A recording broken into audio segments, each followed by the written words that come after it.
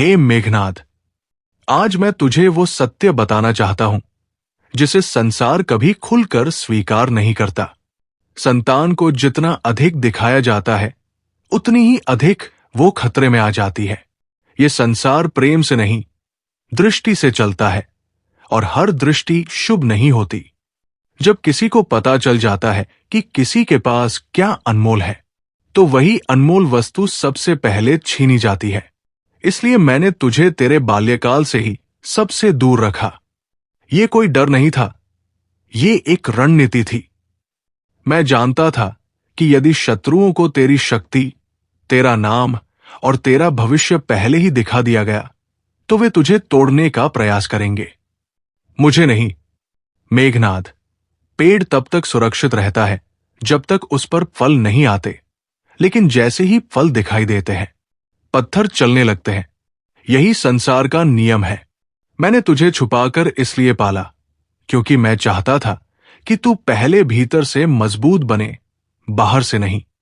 जो संतान बचपन से ही प्रशंसा में पलती है, वो आलोचना सह नहीं पाती, और जो मौन में पलती है, वो युद्ध में भी स्थिर रहती है।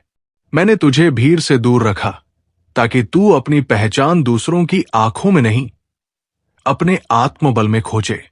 याद रख, शेर अपने शावक को मैदान में नहीं पालता, वो उसे अंधेरी गुफा में ताकत देता है।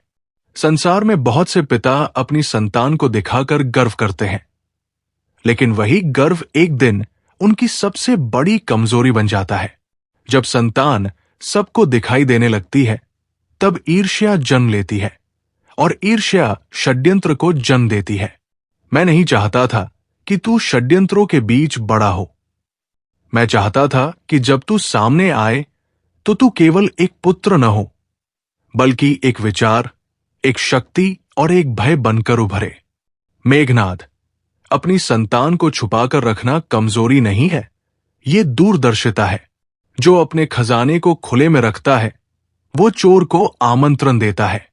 संतान भी खजाने से कम नहीं होती।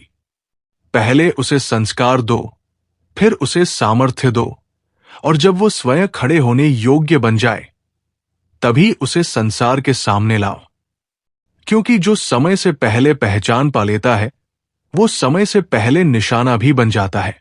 आज मैं तुझसे ये इसलिए कह रहा हूं ताकि कल जब तू पिता बने तो ये भूल न जाना कि संतान को सबसे अधिक सुरक्षा तब मिलती है जब वो दिखती नहीं, बल्कि तैयार होती है। यही मेरा अनुभव है, यही मेरा ज्ञान है, और यही मेरा तुझसे अंतिम उपदेश है।